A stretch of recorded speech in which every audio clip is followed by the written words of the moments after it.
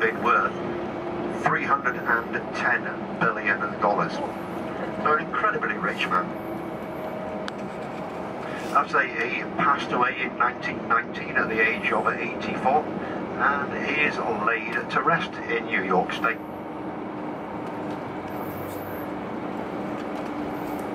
Now we're coming down to cross over the river here. It is what the English would call an estuary. We don't use that word here.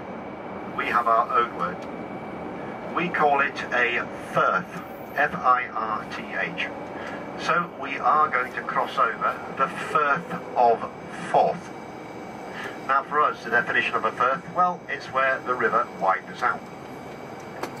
It changes from fresh water to salt water. That actually happens a little further upriver, I've got to say.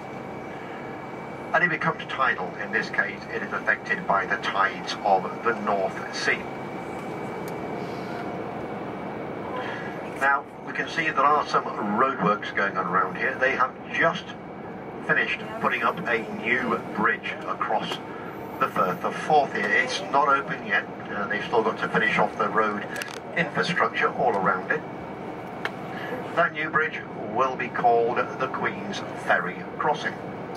And we'll see it probably better when we are crossing the existing road bridge, which, to be honest with you, nothing really special about the existing road bridge. It was opened in 1964, and it is a suspension bridge with a span of about 1 kilometre between the towers. But what we do want to see, what we are going to see, is going to be the Forth Railway Bridge. That will be on our left-hand side. Forth Railway Bridge, built between 1883 and 1890, is what we call a cantilever bridge. In fact, it's a 3-cantilever bridge, the largest of its kind in the world.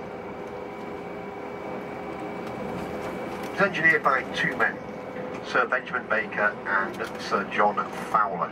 You don't really get an idea of how big this bridge is until you actually see a train going across it. Then you realise that the bridge is extremely big. The train looks very small. Even today, we have up to 200 trains a day using the bridge. It's been open 127 years and it has never closed.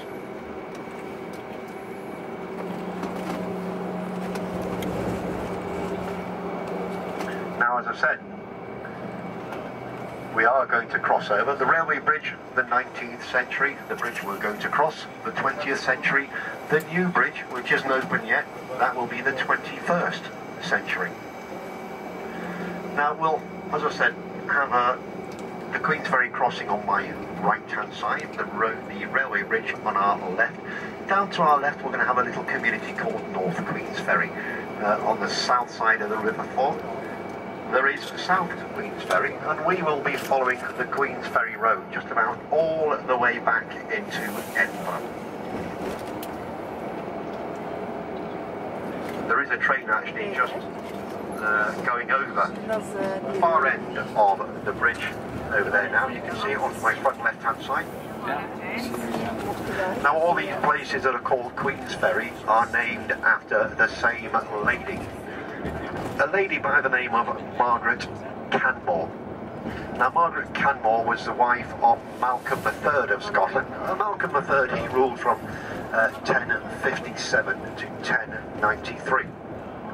Now his wife Margaret was a very, very religious lady.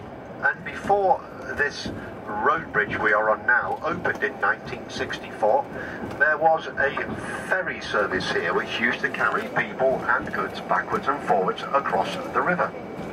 That ferry service was here over 1,000 years ago at the time of Margaret Canmore. And being a very religious lady, it is she who founded Dunfermline Abbey in 1072.